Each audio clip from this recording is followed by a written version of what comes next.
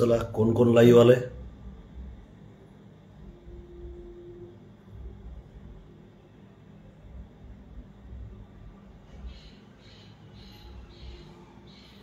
तुकारामजी दुटकेकर, माधवराव चिंतले, जय मल्हार. राजेश भास्करे, जय मल्हार.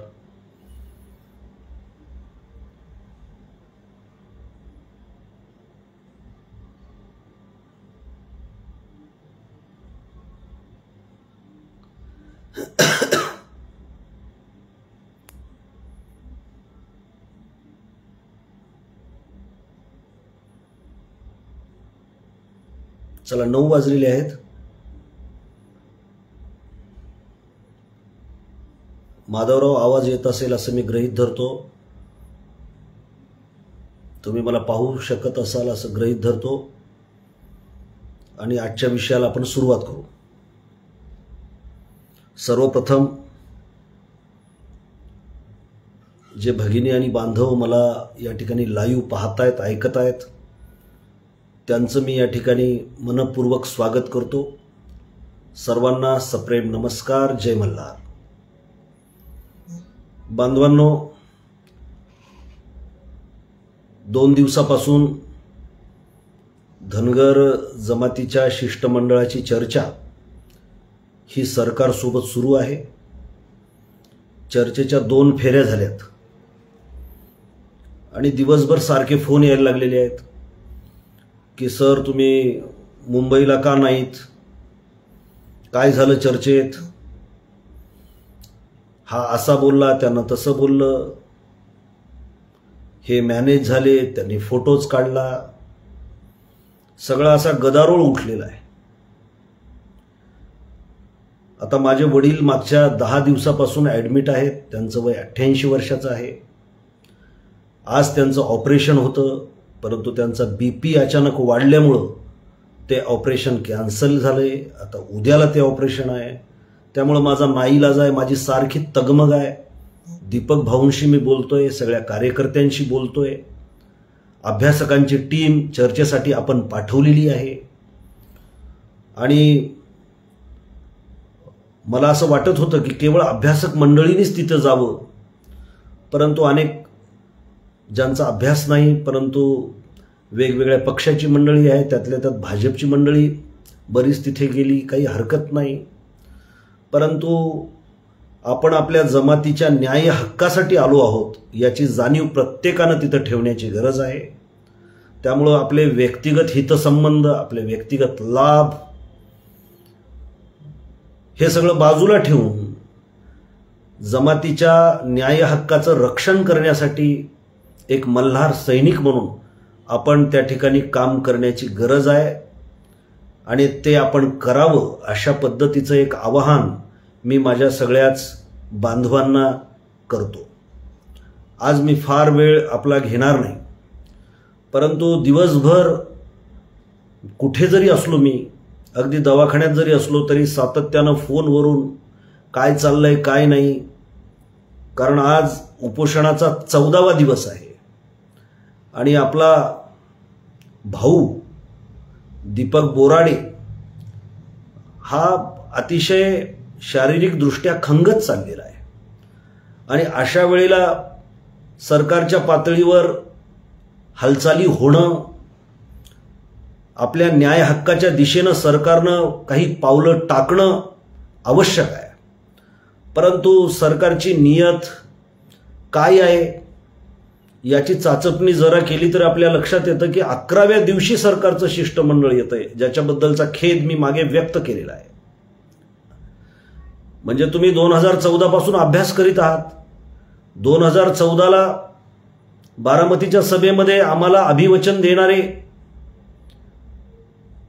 फडणवीस हे वेगळे होते आणि आजचे फडणवीस वेगळे आहेत का? गजनी मधल्या पिक्चर्स मध्ये जसा तो आजार होता तसला काही आजार हा देवेंद्र फडणवीसला झालेला आहे हे कळायला काही मार्ग नाही. आणि आज तर चर्चा अशी आली की कायद्याच्या चौकटीत हे बसणार नाही, हे कोर्टामध्ये टिकणार नाही, आपल्याला हायकोर्टामध्ये अपयश आलेलं आहे. आणि त्यामुळे देऊन त्याचा काही उपयोग नाही. मग हे सगळं करायचं याचा अर्थ असा आहे की दीपक बोराडे चुकीची मागणी घेऊन उपोषणाला बसलेत का? त्यांनी केलेला 14 दिवस हा जो संघर्ष आहे तो संघर्ष आपल्याला असाच सोडून द्यायचा आहे का? फडणवीसांना इतक्या सहजासहजी पळवाट शोधता येणार नाही. आणि म्हणून आजचा विषय जो आहे, फडणवीसांना पळवाट शोधता येणार नाही. तुम्हाला GR काढावा लागेल आणि तो काढता येतो. आता अनेक बांधव फोन करून विचारतात की तुम्ही लाईव्ह करताय, तुम्ही तिथं गेलं पाहिजे. अरे बाबा, तिथेच जाऊन बसलो असतो. माझाही पिंड केवळ लाईव्ह करणं एवढ्या पुरता नाही. तरी मी 2 वेळेला तिथे भेटी दिल्यात. मी मोर्चामध्ये, आंदोलनामध्ये सहभागी आहे. माझी तगमग चालू आहे. मासा तडपावा त्या पद्धतीनं ही तगमग आहे.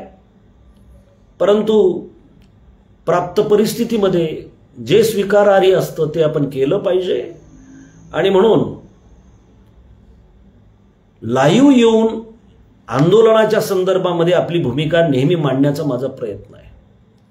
बांधवांनो, जी मंडळी आपण या शिष्टमंडळामध्ये पाठवली ती मंडळी अभ्यासू आहेत. त्याच्यामध्ये मग दीपक पाटील असतील, आमचे बिरू कोळेकर असतील, किंवा आमचे अनिल झोरे असतील, आमचे सुधाकर शेळके असतील, तिथे JP बघेल आहेत. म्हणजे पूर्वी असं नव्हतं. पूर्वी या प्रश्नाच्या अनुषंगानं आम्ही फारसा विचार केलेला नव्हता. आणि म्हणून अनेक लोक असंही सांगतात की काय होती केस आपण हायकोर्टामध्ये टाकली आणि त्याच्यामुळेच भानगड झाली. कारण श्रेयवादाला हपापलेली जी माणसं असतात ना, ती नेहमी अभ्यास करणाऱ्या माणसाला हे बाजूला सारण्याचा प्रयत्न करतात, त्यांना अपमानित करण्याचा प्रयत्न करतात.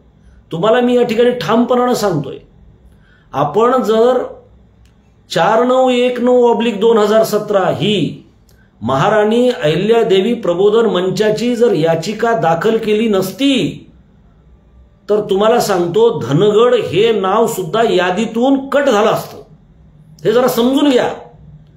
आपण धनगड इज नॉट एक्झिस्टन्स या आधारावरती याचिका दाखल केल्यामुळं त्या यादीतलं नाव आता कुणालाही पुढचे 100-200 वर्ष कट करता येणार नाही. हा फार महत्वाचा भाग आहे बांधवांनो, जरा समजून घ्या. कुणीतरी काहीतरी व्हॉट्सअपवर बोलतं, कुणीतरी काहीतरी आपल्याला भावनिक करतं आणि आपण प्रतिक्रिया देतो. कुणाच्या विरोधात देतो? की ज्यांनी रात्रीचा दिवस करून या प्रश्नांचा पिच्छा केला आहे, कायद्याचा तपशिलानं अभ्यास केला आहे, लंडनमध्ये जाऊन त्यांनी पुरावे गोळा केले, त्याच्या संदर्भातली याचिका 70 वर्षानंतर आपण दाखल केली. 70 वर्षामध्ये केवळ आपण म्हणत होतो की रचा ड झाला, रचा ड झाला. नुसता रचा ड झाल्यामुळं किंवा साहेब तुमच्याशिवाय कोणीच देऊ शकत नाही, जो विरोधी बाकावर बसलाय तो आपल्या बाजूनं सत्तेत बसलाय, तो कधी आपल्या बाजूनं नाही. कारण शेवटी सरकारला सुद्धा अभ्यास द्यावा लागतो, सरकारला सुद्धा पुराव्यानिशी बोलावं लागतं. सरकार केवळ भावनिक आवाज ऐकत नसतं, हे ध्यानात ठेवा. आणि म्हणून बांधवांनो, आज सिच्युएशन महाराष्ट्राची अतिशय बेकार आहे. आज सरकारने जी काही घोषणा केली आहे पूरग्रस्त शेतकऱ्यांच्यासाठी, ती सुद्धा गुंठ्याला 80 रुपये, 85 रुपये. अशा वेळेला आपण आंदोलन करतोय. आपल्यामध्येही बहुसंख्य शेतकरी आहे, मेंढपाळ आहे. या अतिवृष्टीमुळं, पूरस्थितीमुळं शेतीचंही आणि मेंढपाळीचंही कंबरडं तुटलेलं आहे. आणि अशा बिकट परिस्थितीमध्ये आपण लढतोय. आणि इतिहासात जर दाखला द्यायचा झाला तर बिकट परिस्थितीमध्येच आपण लढलोय, पुरुषार्थ गाजवलाय आणि विजय खेचून आणलेला आहे, हे ध्यानात ठेवा. आणि म्हणून आजही लोकशाहीतल्या लढाया कशा लढायच्या ते आम्हाला कळालेलं आहे. म्हणून फडणवीसाला हे प्रकरण जड चाललेलं आहे. त्यांना वाटत होतं की पूर्वीसारखं कुणीतरी येऊन म्हणावं, साहेब कसंही करा, तुमच्यावरच विश्वास आहे, देईल तर तुम्हीच द्याल, तुमच्याशिवाय कोणीच देऊ शकत नाही, आम्हाला बाकीच्यांनी सगळ्यांनी फसवलं. आणि मग हो हो मी बघतो, आणि मग जवळ बोलवून काय आहे त्याचं, हे असं आहे, असं अडचणीत पकडून कोंडीत पकडून चालणार नाही. मी तुम्हाला न्याय देण्याचा प्रयत्न करेल, मी योजना जाहीर करतो, मी बजेटमध्ये तरतूद करतो, मी अमकं करतो, ढमकं करतो. पण धनगड खरोखरच महाराष्ट्रामध्ये आहे का? जर नसेल तर मग अस्तित्वात नसणाऱ्याला आरक्षण मिळतंय का? ते जर मिळत नसेल तर मग या धनगडाच्या जागी कोण आहे याचा शोध कोणी घ्यायचा? आमच्या मेंढपाळाने घ्यायचा? आमच्या शेतमजुराने घ्यायचा? याचा शोध बिहारमधल्या माणसाने घ्यायचा का अफगाणिस्तानमधल्या, पाकिस्तानमधल्या माणसाने घ्यायचा? अरे राज्य तुम्ही चालवताय, राज्याचे प्रमुख तुम्ही आहात, याचा शोध तुम्हालाच घ्यावा लागेल. आणि तुम्ही तो घेतलाय ना. असं दोन तोंडानं का बोलताय? डबल ढोलकी का वाजवताय? तुम्ही हायकोर्टामध्ये ॲफिडेव्हिट दिलेला आहे, Dhangad is not existence in Maharashtra. Dhangad हे महाराष्ट्रात अस्तित्वात नाहीत, धनगर अस्तित्वात आहे. ते तुम्हीच ॲफिडेव्हिट देऊन कोर्टाच्या पुढे सांगितलंय ना. आणि मग तुम्हाला असा प्रश्न का विचारता आला नाही? मधल्या काळामध्ये त्या ठिकाणी जी काही राजकीय घुसखोरी न्यायालयामध्ये झाली त्याच्याबद्दल मी पुढे कधीतरी स्वतंत्रपणानं बोलेल. कारण आता मी जर बोललो तर काय होईल, विनाकारण विषय डायव्हर्ट होईल. तुमचा मंत्री तिथं घुसखोरी करतोय आणि प्रमुख म्हणून तुम्ही त्यांना दापू शकला नसतात. तुम्हाला तुमची जबाबदारी झटकता येणार नाही फडणवीस, हे मी तुम्हाला या ठिकाणी अतिशय नम्रतेने या ठिकाणी सांगू इच्छितो. तुम्हाला आता सुट्टी नाही, तुम्हाला पळवाट नाही. एका बाजूला तुम्ही सांगायचं की महाराष्ट्रामध्ये धनगड नावाची कुठलीही जमात अस्तित्वात नाही, आणि मग चार माणसं तिथं तुम्ही उभे करायचे. तुम्ही म्हणजे तुमच्याच लोकांनी हो, षडयंत्र करून. बरं ते उभे केले, त्यांनी म्हणजे तुमच्या माणसांनी जे पुरावे आणले होते त्या पुराव्यातली खाडखोड सगळं ते कोर्टाच्या पुढे सादर केलं.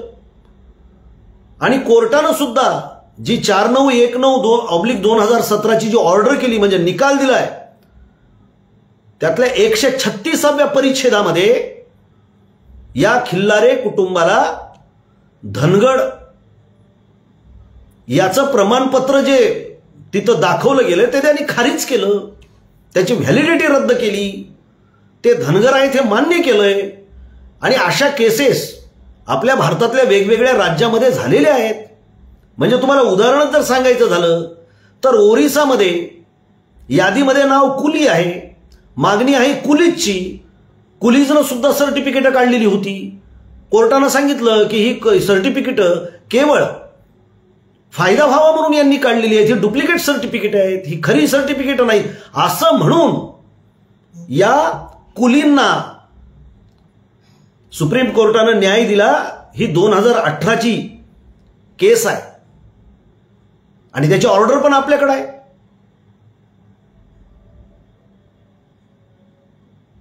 म्हणजे अस्तित्वात नाही सरकार म्हणतं, धनगड षडयंत्र करून उभे केले जातात, ते धनगड नाहीत असं कोर्ट म्हणतं. आणि शेवटच्या 15 का 17 मिनिटांमध्ये सगळंच बदलून जातं. मग काय करायचं? पण याचा दुसरा एक महत्वाचा असा भाग आहे, तो म्हणजे या निमित्तानं धनगर जमातीमधल्या किमान 100 पोरांचा अभ्यास झालाय. ही फार मोठी मिळकत आहे आपल्या जमातीच्या दृष्टिकोनातून. त्यामुळे याच्या पुढे तुम्हाला कोणी फसवणार नाही, हे ध्यानात ठेवा. आपली ही तरुण पोरं सरकारच्या पुढे पाय रोवून उभा टाकतायत. कुठलीही राजकीय पार्श्वभूमी या मंडळींची नाही. ही मंडळी कायद्याच्या अंगानं बोलते, पुरावे सादर करते. आणि त्यामुळं सरकारला आता बेकार वाटायला लागलेलं आहे. आजपर्यंत कधीच बोलत नव्हते, परंतु हे बोलता कुणामुळे आलं तर आपण ती याचिका दाखल केली. आणि त्यामुळं आपले निवृत्त पोलीस कमिशनर मधुजी शिंदे, JP बघेल, बुरारजी पाचपोळ या मंडळींनी हे रिटायरमेंट नंतर यांनी काम केलंय, अभ्यास केला, काही गरज नव्हती त्यांना. त्यांनी काम केलंय. आपण मंडळींनी, समाजातल्या मंडळींनी पैसे गोळा केले. काही ते सोपं काम आहे? कोट्यावधी रुपयाचा त्याचा खर्च आहे. आता लोक मग काय पदरात काय पडलं? अरे बा, पदरात सगळ्यात मोठं हे पडलं, धनगड तिथं जागेवर आहे. तो धनगडच तिथून कापला असता त्या यादीतून, तर आपल्याला भांडण्यासाठी मुद्दा शिल्लक राहिला नसता. हे जर आपण समजून घेण्याची गरज आहे बांधवांनो. आता आपण आपल्या मुद्द्याकडे येऊ. महत्वाचा तो महत्वाचा मुद्दा असा आहे की सरकार GR काढू शकतं का? आम्ही दररोज बोलतो, आमच्या ऑनलाईन मीटिंग्स होत आहेत, आम्ही फोनवर बोलतोय, सातत्यानं याचा काट्याकूट आहे. कागदपत्राची छाननी चालू आहे. आपलं कुठेही चुकलं नाही पाहिजे, आपण निर्दोष पद्धतीनं पुढे गेलो पाहिजे, असा प्रयत्न आपल्या टीमचा चालू आहे. आणि त्यामुळं एका बाजूला रस्त्यावरची लढाई आपण लढतोय, एका बाजूला आपल्या दीपक भाऊंनी आपलं सर्वस्व पणाला लावलंय, प्राण देण्याची तयारी ठेवलेली आहे. आणि तिसऱ्या बाजूला आपली अभ्यासकांची टीम सरकारला भिडते आहे, तोंडचं पाणी पळवते आहे. आणि त्यामुळे कुणीतरी काहीतरी येऊन डायव्हर्ट करण्याचा आपल्याला प्रयत्न करतोय. काही लोकांना जमातीच्या हितापेक्षाही पक्षाचं हित महत्वाचं वाटतं, स्वतःचे हितसंबंध महत्वाचे वाटतात. फडणवीसांच्या जवळ जायचंय त्यांना. अरे बाबांनो, माझी हात जोडून विनंती आहे, पक्ष येतात जातात, सरकार येतात जातात, परंतु पिढ्या गारद होत गेल्या ना, तर तुम्हाला सांगतो काळ त्याला माफ करत नसतो. आणि म्हणून जमातीच्या हितासाठी लढणं हा काही जातीवाद नाहीये. नुसतंच आपण आरडाओरडा करायला लागलो, नुसतंच द्या, कसं बी द्या म्हणायला लागलो, तर ते ठीक आहे. किंवा यांची ताकद आता महाराष्ट्रामध्ये आहे आणि मग हे कायद्यानुसार काही होतही नाही, परंतु हे बळजबरीनं, दांडगाईनं आम्हाला द्या म्हणताय. आम्हाला त्या पद्धतीनं पुढे जायचं नाहीये. दांडगाई करून काही होत नसतं हे आम्हाला माहिती आहे. आणि त्यामुळे बांधवांनो, उद्याचं सुद्धा आंदोलन करीत असताना तिथे सुद्धा आपली पोरं आता अभ्यासपूर्ण भाषणं करणार आहेत. पूर्वीच्या सारखे भाषणं होणार नाहीत. आणि एवढं मोठं सगळं संकट आपल्या महाराष्ट्रावर आहे, त्यातल्या त्यात मराठवाड्यावर आहे. आणि त्यामुळे रस्ता रोको करत असताना सुद्धा इतर समाजाला त्रास होणार नाही याची काळजी घेण्याचं आव्हान दीपक भाऊ बोराडेंनी केलंय. आणि आपणही ते लक्षात ठेवा. आपल्याला आपलं संतुलन सोडायचं नाही, आपल्याला बेकायदेशीर काहीच करायचं नाही. आपल्या भाषणामध्ये कोणत्याही जातीविषयी आपल्याला अनुद्गार काढायचा नाही, कोणाच्या बद्दलचा द्वेष आपल्या भाषणातून दिसणार नाही याची काळजी घ्यायची. ज्या धनगरांना येडं येडं म्हणून तुम्ही हे केलं, ती धनगरांची पोरं आज अभ्यासपूर्ण पद्धतीनं कायद्याच्या अंगानं विचार करून तुम्हाला सळो की पळो करू शकतात. हे सरकारला आपल्याला दाखवून द्यायचं आहे. आणि मानवांनो, म्हणून आम्ही पूर्वी असं म्हणालो होतो की तुम्ही राज्यपालाच्या मार्फत राष्ट्रपतीकडे एक नोट पुटअप करा. नंतर आमच्या लक्षात आलं की त्याची पण गरज नाही. आणि आज त्याच्या संदर्भातली चर्चा मुख्यमंत्र्यांना जे काही शिष्टमंडळ आपलं तिथं भेटलं तिथे झालेली. काय आहे तो मुद्दा? सगळ्यात महत्वाचा आपण हे लक्षात घ्या. ज्या वेळेला संविधानामध्ये एखाद्या होऊ घातलेल्या घटनांच्या संदर्भातलं काही प्रतिबिंब नसतं, कारण शेवटी संविधान लिहिणारे, कायदे तयार करणारे लोक एका काळ आणि परिस्थितीमध्ये काम करीत होते, हे लक्षात ठेवा. काही विषय असतात जे काळाच्या पलीकडे असतात, ते माहीतच नसतात त्या काळामध्ये. काही परिस्थिती अशी असते की ती पुढच्या काळामध्ये जन्माला येईल याच्याबद्दलची त्यावेळेला काही कल्पना आलेली नसते. आणि मग अशा वेळेला काय करत असतात? अशा वेळेला मग सुप्रीम कोर्ट याचा न्यायनिवाडा करत असतं. सुप्रीम कोर्टाच्या लक्षात येतं की अशी परिस्थिती जर आली तर मग सुप्रीम कोर्ट निर्णय देतं. आणि सुप्रीम कोर्टानं जो निर्णय दिलेला असतो तो निर्णय कायदा म्हणून मान्य केला जातो. अशीच एक याचिका आणि तिचा दिलेला निकाल आहे. तो आपल्याला मी मागच्याही माझ्या लाईव्हमध्ये सांगितला होता. परवाला मी जे काही ड्राफ्ट फेसबुकवर टाकला आहे त्याच्यामध्ये मी याची नोंद केलेली आहे या केसची. आणि आता थोडंसं या केसबद्दल मी विस्तारानं बोलतो. बांधवांनो, सुप्रीम कोर्टाची ऑर्डर आहे 23 सप्टेंबर 1964. 23 सप्टेंबर 1964ला एक महत्त्वाचा निर्णय सर्वोच्च न्यायालयाच्या 5 न्यायाधीशाच्या खंडपीठाने दिलेला आहे. तो निर्णय बी फार महत्त्वाचा आहे बघा. तुम्हाला वाटतंय की धनगरण धनगड काय हो सर, एका शब्दाचंच अंतर आहे आणि तरी आपलं होईना. अहो 1964 मध्ये सुप्रीम कोर्टानं जो निकाल दिलाय त्यामधल्या ज्या 2 जाती होत आहेत, म्हणजे मागणी करणारं कोण आहे, ओडार नावाची जात, आणि मागणी कशाची चालली होती, भोवी नावाच्या जातीची. बघा आलं का लक्षात?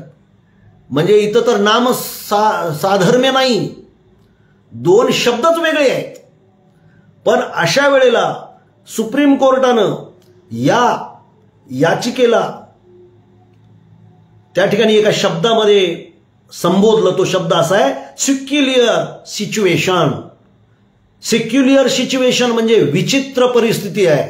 आणि अशा परिस्थितीमध्ये अत्यंत अभ्यासपूर्ण पद्धतीनं सुप्रीम कोर्टानं ऑर्डर दिली. त्या केसचं नाव आहे बसवलिंगप्पा विरुद्ध मुनीचिनप्पा. ओडार समाजाचं म्हणणं होतं की बाबा आम्ही मूळचे भोवी आहोत. आता ओडार कुठं आणि भोवी कुठं? आणि अशा वेळेला सुप्रीम कोर्टानं ओडाराच्या बाजूनं जजमेंट दिलं. आणि त्यावेळेला जे म्हटलं की अशी विचित्र परिस्थिती आहे की ज्याच्या संदर्भामध्ये आपल्याला संविधानामध्ये प्रावधानं बघायला मिळत नाहीत.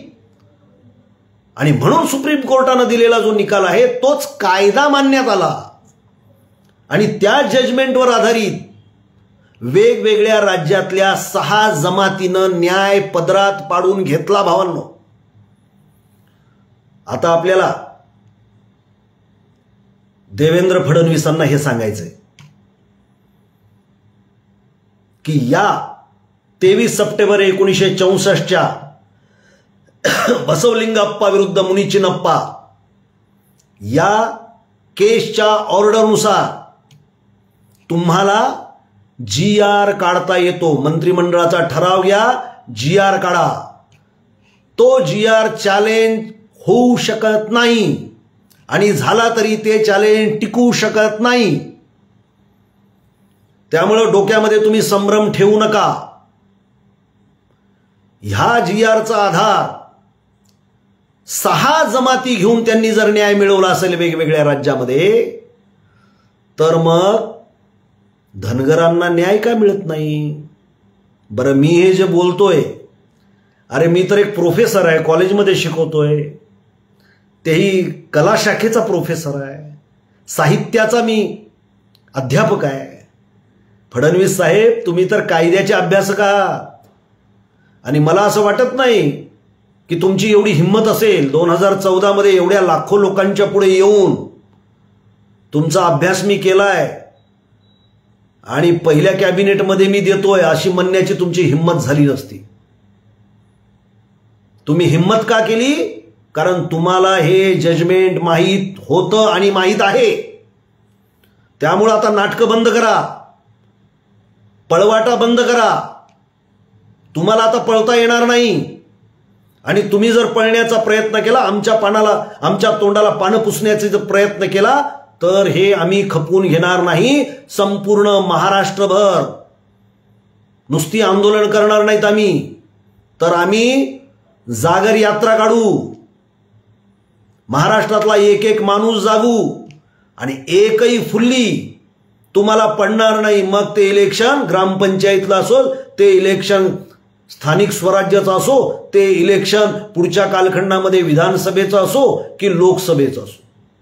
आणि तुम्हालाही माहिती आहे, आम्ही जर तुमच्यापासून जराही हल्लो तर तुम्ही सत्तेत राहू शकत नाही. हे मी केवळ अभिनिवेशानं बोलत नाही, केवळ माझ्या जातीच्या प्रेमानं बोलत नाही, मी अतिशय अभ्यासपूर्ण पद्धतीनं बोलतोय. तुम्ही कितीही ताकद जरी लावली तरी भारतात आणि महाराष्ट्रामध्ये 29% वर तुमचं मतदान जात नाही. याच्यामुळेच तुम्हाला माणसं फोडावे लागतात, पक्ष फोडावे लागतात. याच्यामुळे इकडचे मतदार तिकडे न्यावे लागतात, तिकडचे मतदार उचलावे लागतात, मतदार कट करावे लागतात, मतदार वाढवावे लागतात. कशाला बोलायला लावता आम्हाला? पुन्हा आम्ही बोललो की तुम्ही म्हणता तुम्ही राजकारण करताय म्हणून. अरे हो, तुम्ही जर न्याय हक्काचं आमचं आंदोलन दडपून टाकण्याचा प्रयत्न करत असाल, त्याला वळण देण्याचा प्रयत्न करत असाल, आमच्या आंदोलनाकडे पाठ फिरवत असताल, आमच्या अश्रूंची किंमत तुमच्या पदरी काहीच नसेल, तर मग आम्हाला राजकारणच करावं लागेल. लोकशाहीमध्ये गरीब माणसानं काय करायचं? राजकारण नाही केलं तर धोंडे मारावं लागतात. राजकारण केलं नाही तर आमच्यावरती गुन्हेगार म्हणून शिक्का पडतो. राजकारण असतंच त्याच्यासाठी की लोकशाहीमध्ये ज्या वेळेला तुमचे न्याय हक्काचे प्रश्न सुटत नसतात त्यावेळेला राजकीय भूमिका घेऊन तुम्ही ज्यांनी अभिवचन देऊन ते पाळलं नाही त्यांना पराभूत करा, याच्यासाठी तर राजकारण असतं.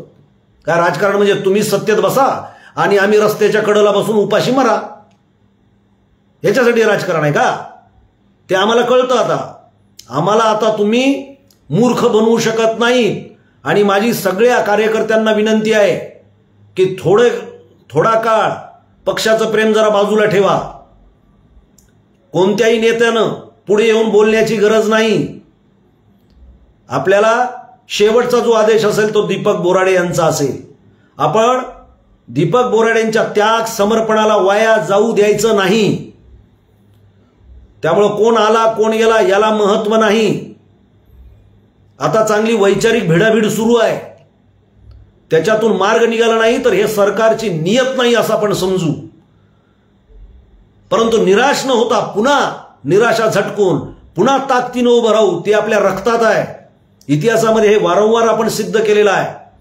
त्यामुळं बांधवांनो, आपल्याला लढावं लागेल. वैचारिक पातळीवर पण लढावं लागेल, रस्त्यावर पण लढावं लागेल आणि कोर्टात पण लढावं लागेल.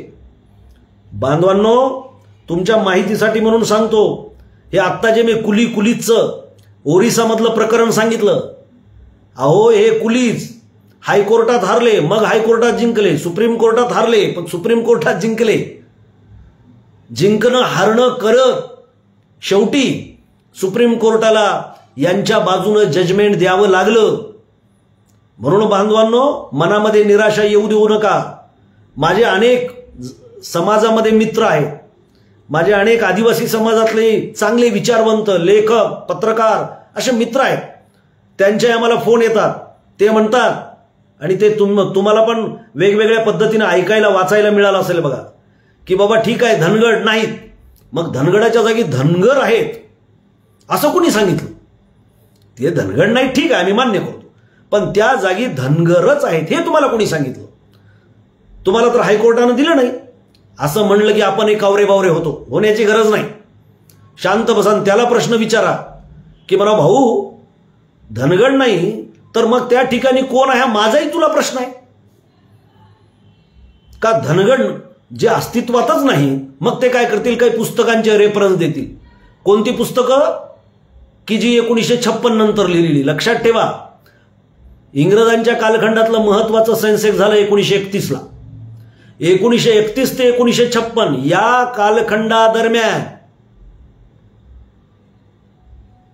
जे काही त्या सेन्सेक्समध्ये आहे, काका कालेलकर आयोगात आहे, त्या कालखंडातल्या वेगवेगळ्या अँथ्रोपॉलॉजिस्टनी पुस्तकातून मांडलेलं आहे, अभ्यासकांनी मांडलेलं आहे, संशोधकांनी मांडलेलं आहे, तेच गृहीत धरलं जातं. नंतर तर तुम्ही खाडाखोड करून कशाचं काही लिहिताल, तेच पुस्तक दाखवायला तास. आणि आणखी सगळ्यात महत्वाची ही गोष्ट तुम्हाला सांगायची आहे, काका कालेलकर आयोगानं सुद्धा महाराष्ट्राच्या संदर्भामध्ये 6 तालुक्यातूनच ती यादी तयार केलेली आहे. आणि तुम्हाला अगदी विश्वासानं सांगतो की त्या 6 तालुक्यामध्ये 46 लोक आहेत, म्हणजे 46 जमाती आहेत. हे जे आपला धनगड आहे, जे भूत कल्पनेनं उभं केलेलं, षडयंत्र करून आपल्या उरावर बसवलेलं, हे भूत त्या 6 तालुक्यात नाही. त्याच्यामुळे प्रश्नच नाही. कोर्टामध्ये ह्यांनी किती ओरडू द्या, आमचा कुणालाही विरोध नाही, आम्ही कुणाचा द्वेष करत नाही. उलट तुम्ही सहानुभूतीनं आमच्याकडे बघा. 70 वर्षामध्ये या मंडळींना आपण त्यांच्या न्याय हक्कापासून बाजूला सारलं, हे आपण पाप केलं. आम्ही तुमचे विरोधक नाही रे बाबा. अरे मल्हारराव होळकरांनी राजा झाल्यानंतर खऱ्या अर्थानं सगळी वतनदारी त्यांचे सगळे बाल सवंगडी होते. कारण मल्हारराव होळकरांचं सगळं बालपण आदिवासींच्या मध्ये गेलेलं आहे. इतिहास जरा बघा. आणि आजही अनेक आदिवासींच्या राजघराण्यामध्ये मल्हारराव होळकरांचे फोटो आहेत. आपला संबंध समजून घ्या. आणि त्यामुळे तुम्ही भावनिक होऊ नका. आणि आपल्या कार्यकर्त्यांना विनंती आहे, भावनिक होऊ नका. घाणेरडी भाषा वापरू नका.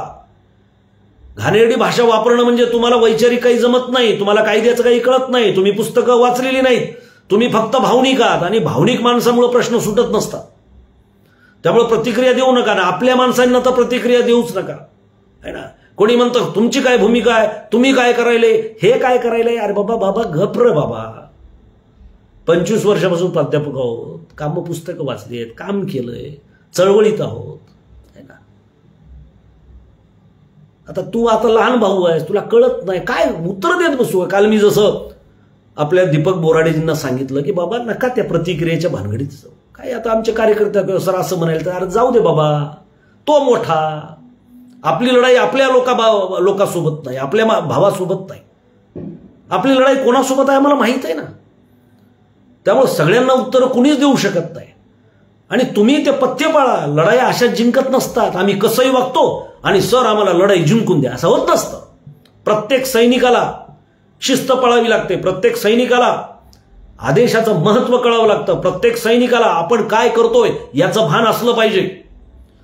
आणि म्हणून दीपक भाऊंना माझी विनंती आहे की शिष्टमंडळामध्ये कोण असावं हे तुम्ही त्या ठिकाणी निक्षून सांगा. सरकार सोबत आपल्याला बोलावं लागेल. आपण त्याच्यामध्ये कमी पडणार नाही, हे याची मी तुम्हाला ग्वाही देतो. परंतु बाकीचेच लोक येतात, मिरवण्यासाठी येतात, हारतुरे घालण्यासाठी येतात. अरे बाबा, मूळ ध्येयापासून आपण दूर जाणार नाही अशा कृती तुमच्याकडून घडणं आवश्यक आहे. आणि त्यामुळं मग आदिवासी बांधवांनाही माझी विनंती आहे. धनगर कुठं आदिवासी आहेत. अरे बाबा, आदिवासींसाठी आरक्षण नाही, ते अनुसूचित जमातीसाठी आरक्षण आहे. आदिवासी नावाचा कुठला शब्द संविधानात नाही. आणि त्यामुळं धनगडच्या जागी धनगर कसे, आता हे शोधावं कोण लागेल. संशोधकांनी शोध घ्यावा लागेल त्याचा, किंवा कोर्टाला ते शोधावं लागेल. आणि कोर्टानं असं म्हणलंय का किंवा धनगड आहेत म्हणून? सरकारनं असं म्हणलंय का की धनगड आहेत म्हणून? माझा आदिवासी बांधवांना पण हा प्रश्न आहे. आणि त्यामुळे आमची लढाई तुमच्यासोबत नाही, आमची लढाई सरकारसोबत आहे. आणि कायद्याच्याच पद्धतीनं होईल. हे राज्य संविधानानं चालतं. न्याय संविधानाच्या आधारे मिळतात. आपले हक्क आणि अधिकार न्यायाच्या कक्षेमध्ये राहून आपल्याला मिळवावे लागतात, हे आम्हाला माहिती आहे. आणि दबाव आणण्यासाठी आमच्याकडे काय आहे? आम्ही संख्येनं फक्त रस्त्यावर येऊ शकतो. कोण आहे आमचं पार्लमेंटमध्ये? कोण आहे आमचं विधिमंडळामध्ये? कोण आहे आमचं प्रशासनामध्ये? सगळी ब्युरोक्रेसी कोणाच्या ताब्यात आहे? काय म्हणजे? आणि आम्हाला आमचा खेळ मांडलाच ना तुम्ही हायकोर्टामध्ये. परंतु वारंवार पराभूत होऊन सुद्धा आम्ही संपत नसतो, हेच आम्हाला दाखवून द्यायचंय. आमच्यावर तुम्ही कितीही घाव जरी केले तरी छातीचा कोट करून आम्ही लढाई लढणार. आणि एक दिवस तुम्हाला सांगतो, या महाराष्ट्राचं आभाळ पिवळं केल्याशिवाय आम्ही राहणार नाही. हा विश्वास आहे, हा माज नाही आमचा, हा आमच्या अभ्यासावर असलेला आमचा विश्वास आहे. आमच्या लोकांनी 10-10, 15-15 वर्ष या अभ्यास केलेला आहे. अभ्यास करणारे लोक आमच्यामध्ये तयार झालेले आहेत. आणि याचा आम्हाला अभिमान आहे, आनंद आहे. आणि त्यामुळे बांधवांनो, कालेलकर आयोग जो आला तो अतिशय महत्वाचा आयोग आहे. त्याच्याबद्दल मी बोललेलो आहे, त्याच्याबद्दल मी लिहिलेलं आहे. त्याचे 3 खंड आहेत प्रकाशित झालेले. त्याच्यामध्ये धनगरांच्या नोंदी आहेत, अनेक पुरावे आहेत. आणि सगळ्यात महत्वाचं म्हणजे कालेलकर आयोगाचा ड्राफ्ट सुद्धा एका धनगरानंच लिहिलेला आहे, ज्याचं नाव आहे टी मरियप्पा. हे कर्नाटकातले कुरुबा होते. ते कालेलकर आयोगाचे एक सदस्य होते. मग त्यांना माहित नसेल का जमातीची अवस्था काय आहे? आणि म्हणून असे असंख्य पुरावे आहेत. आणि जाऊ द्या हे सगळं बाजूला, पुस्तकी आयोगाचं हे सगळं ज्ञान आपण बाजूला ठेवू. पण तुम्ही कोर्टाला तर मानाल की नाही? फडणवीस साहेब, कोर्टाचं जजमेंट तरी तुम्हाला मान्य आहे की नाही? आणि त्या जजमेंटचा आधार घेऊन बसवलिंगप्पा विरुद्ध मुनिचिन्नप्पा हा जो न्याय झाला 23 सप्टेंबर 1964ला, त्या न्यायाच्या आधारानं तुम्हाला GR काढता येतो. तुम्हाला ना राज्यपालाकडे जाण्याची गरज आहे, ना राष्ट्रपतीकडे जाण्याची गरज आहे. नका राज्यपालाकडे जाऊ ना राष्ट्रपतीकडे, आणखी डायव्हर्ट होऊ आपण. आणि तुम्हाला आजच हे सांगून ठेवतो की आता वेगवेगळ्या राज्यामध्ये आंदोलनं चालू आहेत. काल JP धनगरांना अटक केली होती उत्तर प्रदेशमध्ये, ओरिसामधली लढाई चालू आहे. एवढंच नाही तर तुम्हाला आणखी माहितीसाठी सांगतो, नेपाळमध्ये सुद्धा जे जैनजीचं आंदोलन झालं त्याच्या बुडाशी सुद्धा तिथल्या धनगरांची जमीन कुर्णांची जी आहे ती चीननं बळकावली. सरकारकडे ते मागणी करून करून थकले, तेही त्या स्फोटामागचं एक कारण आहे. नेपाळमध्ये सुद्धा आम्ही आहोत, लक्षात ठेवा. त्याचबरोबर आत्ता जे याच्यामध्ये आंदोलन झालं, काय त्यांचं नाव, आपल्या सोनम वायचुंगचं, तिथे सुद्धा कुर्णांची जी पशुपालकांची धनगरांची जमीन आहे ती मोदी सरकारनं या अदानीला दिली आणि त्याच्याबद्दलचा एक रोष आहे त्या आंदोलनामध्ये. हेही जर आपण समजून घ्या. त्यामुळे वेगवेगळ्या राज्यामध्ये जर अशी आंदोलनं पेटत चालली तर फक्त फडणवीस सरकार जाणार नाही, मोदीचं सरकार सुद्धा या भारतातून जाईल. आणि आम्हाला असं वाटतं की आज आम्ही नम्रतेनं आमचा जीव टांगणीला ठेवून गोरगरीब माणसानं पदरमोड करून अतिशय भव्य असा इतिहास घडवणारा मोर्चा केला. आमचा माणूस 14 दिवसापासून अन्न पाण्याविना त्या रस्त्याच्या बाजूला बसला आहे आणि 1.5 कोटी आमचा समाज बघतोय. आमचं रक्त उसळत नसेल काय? उसळतंय आमचं रक्त. आम्हाला लढायचं कसं आहे माहिती आहे. मध्यकाळातल्या लढाया आम्ही अतिशय बिकट परिस्थितीमध्ये सुद्धा लढलेल्या आहेत आणि जिंकलेल्या आहेत. असं आमचं रक्त आहे, आमचा इतिहास आहे, ध्यानात ठेवा. आणि त्यामुळं लोकशाहीमधल्या लढाया कशा लढायच्या हे जर आम्हाला मधल्या काळात कळत नव्हतं, आता कळालेलं आहे. त्यामुळं आंदोलनाच्या पातळीवर असो, कोर्टाच्या पातळीवर असो, की तुमच्यासोबत चर्चेला येऊन कायद्याच्या अभ्यासाच्या मार्गाने असो, आम्ही कुठेच कमी पडणार नाही. हां, तुम्हाला षडयंत्र करून फसवायचंच असेल तर ते तुम्ही करू शकता, पण कधीपर्यंत? फार फार तर 29 पर्यंत. त्याच्यानंतर फडणवीस साहेब जमलं तर सगळे प्रमुख कार्यकर्ते आम्ही नागपूरमध्ये येऊन बसू. तुम्ही तिथे कसे निवडून येता याच्यासाठी आम्ही जोर लावू. हे आम्ही शेवटचं निर्वाणीचं बोलतोय. पण त्याच्या आधी आमची विनंतीच तुम्हाला राहणार आहे. शेवटी काय करावं आमच्यासारख्या गरीब समाजानं, हे तुम्ही काय करावं? आमच्या हातामध्ये ना आर्थिक ताकद आहे, आमच्या हातामध्ये ना प्रशासन आहे, ना आमच्या हातामध्ये शासन आहे. आमच्या हातात आहे तर ती संख्या आहे. बिरोबा खंडोबाची कृपा जर आमच्यावर काय असेल लोकशाहीमधली, तर आमची ही संख्या ती जर एक गट्टा उरावर बसली तर भलं भलं आम्ही पाडू शकतो आणि भलं भलं सत्तेवर बसू शकतो. हे बघितलंय 14 मध्ये, तुम्ही अनुभव घेतलाय. आणि त्यामुळं माझी आपला विनंती आहे, आम्ही इथे राजकारण आणत नाही, तुमच्या हातानं होऊ द्या. उद्या तुमची सत्ता कायम राहील. आणि मी हेही सांगतो कार्यकर्त्यांना, उद्या माझ्या पक्षाची जरी सत्ता आली तरी हे भांडण करावं, आपण करू, मिळून करू. जमातीच्या न्याय हक्काचा आग्रह, आम्ही पक्षातले असू तरी जमातीच्या भावनेच्या बाजूने आम्ही राहू, जमातीच्याच बाजूने आम्ही राहू आणि तो आग्रह मांडू. तुम्ही असं समजू नका. मी याच्या संदर्भामध्ये आपल्या भूमिका अनेक वेळेला मांडलेल्या आहेत भावांनो. त्यामुळं वेगवेगळे रेफरन्सेस आजपर्यंत न दिलेले, आजच्या आमच्या चर्चेमधून आलेले, ते तुमच्या पुढे मी याच्यासाठी मांडतोय की तुम्ही भ्रमित होऊ नका, तुम्ही चिंतातूर होऊ नका. अरे हसत हसत गनिम कापण्याची आपल्याला सवय आहे, लक्षात ठेवा. आणि त्यामुळं चेहऱ्यावर चिंता आणू देऊ नका. कामं करा, आपल्या उद्योग व्यवसाय शेती बिती याच्या सगळं हे करा, परंतु लक्ष मात्र इकडे ठेवा. नजर तिकडे कामावर असेल, कान इकडे असतील, आणि बुद्धीमध्ये ठेवा की काय काय आपल्याला करावं लागेल आणि ते आपल्याला करावं लागेल. हे देणार नाहीत असं कळल्यानंतर सगळा महाराष्ट्र आपण घुसळून काढू. फक्त आंदोलन म्हणजे काय रस्त्यावर येणं एवढंच नसतं. आंदोलन म्हणजे गावागावामध्ये आपला नंदादीप पेटवणं, विचारांची ज्योत पेटवणं, भूमिकेची ज्वाला प्रज्वलित करणं, याला सुद्धा आंदोलन म्हणतात भावांनो.